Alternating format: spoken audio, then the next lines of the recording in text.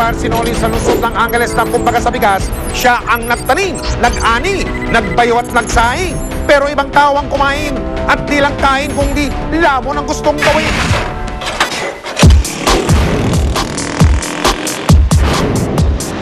Sa Ginikan at Pasyalan, the place to be ang Angeles City.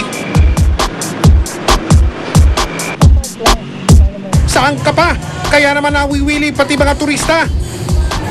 Are you enjoying your sir? Yes, it's very good, yes. The people are very nice. It's beautiful. Thank you. Salamat po. Namuhuna ng negosyanteng sinoli para maambunan ng grasya. Mabenta raw kasi talaga kapag maraming turista. Taon na ako nagtatrabaho dito sa Philips Avenue bilang isang manager. Kaya alam ko po yung pasikot-sikot dito at alam ko pong andalin ang mga taong nagtatrabaho sa loob ng bar. Pati ang ibang kaibigang dayuhan na engganyo siyang tulungan. Sa una po, tinayo namin to isang corporation hanggang napunta sa single name sa pangalan ko. At ang kasama ko po dito, si Martin, isang Korean national po. Nang dumating sa puntong iwan siya ng kasosyo, solo na niyang itinaguyod ang nasabing negosyo. Pero may pumapil daw na mga utaw na inaangkin ng kanyang bar.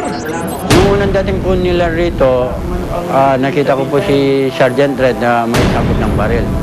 Tapos po sabi nila, pumunta po ako ng office. Kinabukasan po, pumunta ako ng office. Nagad ko si Attorney Armando Ralan, naka-camouflage. Ang pakilala niya po sa akin, isa po siyang intel ng Air Force.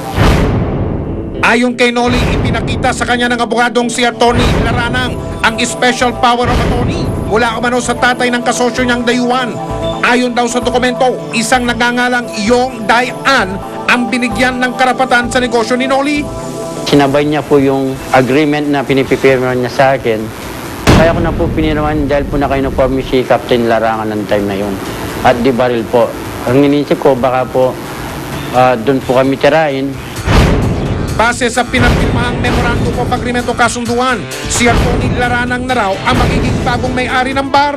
Sa Memorandum of Agreement na pinirmahan ko sa kanila, binibigyan po nila ako po yung binibigyan nila ngayon ng pasahod na 30,000 a month. Unti-unti nila po akong inaalisan ng karapatan. Noong pong araw ng Merkules, nag-meeting po sila dito na inalisan po ako ng signatories sa lahat ng nagkakasadbat na empleyado dito. Aba naman, sobra naman yata yan. Mula po May 5, araw-araw na po silang nandito, kumukolekta ng mga pera, mga benta. At nagtalaga po sila ng isang ayes para magmasid sa loob ng bar, si Luisito Gumawon po. Ang buong kita ng bar, ibinibigay umano niya sa tropa ni Tony. Kinikita ng bar, hindi mababa sa 20 mil sa araw-araw na kinukuha nila. Ayon sa kinonsulta naming abogado, walang bisa ang mga dokumentong ipinakita at pinapirmahan kay Noli. Unang-una, hindi siya written in legal size document. Iba yung tipo, first and second part ng dokumento.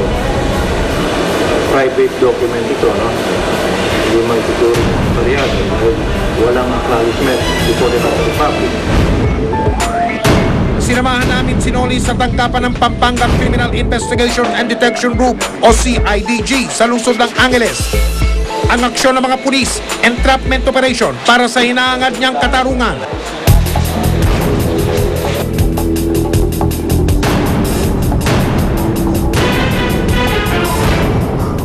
Nang narating ang bar, namataan ng aming kamera si Noli na lumapit sa isa sa mga kolektor ng grupo na kinilalang si Staff Sergeant Luisito Gumabon. Ibinigay niya sa mamang ito ang perang kita ng kanyang negosyo. Pero ligid sa kaalaman ni Luisito, napasa kamay na niya ang marked money. Kaya dali-dali namang sumugod ang mga kasama naming operatiba.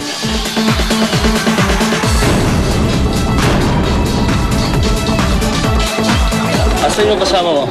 Anong ginagawa niyo dito, sir? Opo. Opo, anong ginagawa? Internal security po ako dito.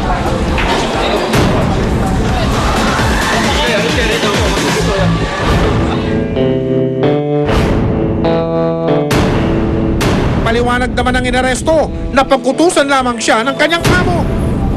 Pagka hindi po kasi dumarating yung boss, ako po pinapakawa ng pera. Yung boss. Sino po yung boss na? Si Joseph. Isa raw siyang enlisted personnel ng Philippine Air Force. Kinabukasan, isa pa sa mga inirereklamo ang bumisita sa pulisya. Kinilala siyang si Technical Sergeant Armando Redelicia. Isa rin naman sa mga taga-Air Force na kumukubra ng kita sa bar ni Noli. Nahuli po natin siya dito na lang po sa office natin kasi po nag-obstruct siya during the investigation. Pinapakita niya po na yung mga resibo at yung mga kaukulang papel na legal daw po yung pag-ano niya doon sa tao niya na si Mr. Mabon. Siya po lang daw ay tumutulong. Pero ayon sa kanya, hindi raw siya dapat madawit sa reklamo. Minsan lang ako pumunta ron. Pagtingin-tingin lang ako doon. Hindi po totoo yun. Patutunayan ko po yun na si Red talagang kumukuha dahil ang firma niya ay nandun sa sales report. Kinasuhan sa harap ng piskalya ang unang dinakip na si Staff Sergeant Kumabon. Violation ng Article 294, robbery extortion si Luisito sa pagtanggap po ng mark money doon sa complainant. Ito po ay may kaukulang penalty na prison mayor may pagkakakulong po ng 6 years and 1 day to 12 years. Pati si Technical Sergeant Redelicia, di rin ligtas sa kaso. Kinasuhan po siya natin ng Presidential Decree 1829, Obstruction of Justice. Ito po ay may penalty na prison correctional na may kaukulang pagkakakulong po ng 6 months and 1 day to 6 years po.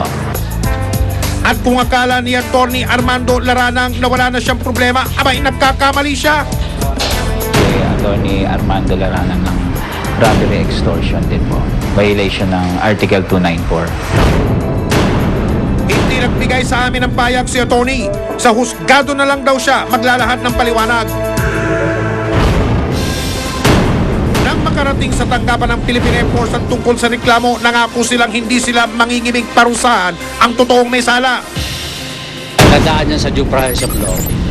Yung ganyan na kung halimbawa napatunayan na guilty dun sa extortion, that is conduct and becoming of a man in uniform, and ang punishment dyan is discharge from the military service. Discharge without honor. Ang yaman at tagumpay pinagsisikapan, pinagpapawisan at pinaghihirapan. Dahil ang perang bunga ng kasakiman, hindi nagtatagal sa palad ni naman. Hanggat may namalya, hanggat may napi, patuloy tayong umaksyon. Kaya makipagtulungan po kayo sa investigador, ang mga abusado at ang mga manloloko. Huwag natin tatantanan. Hanggang sa muli, ako po ang inyong kapuso Mike Enriquez at ito, ang investigador.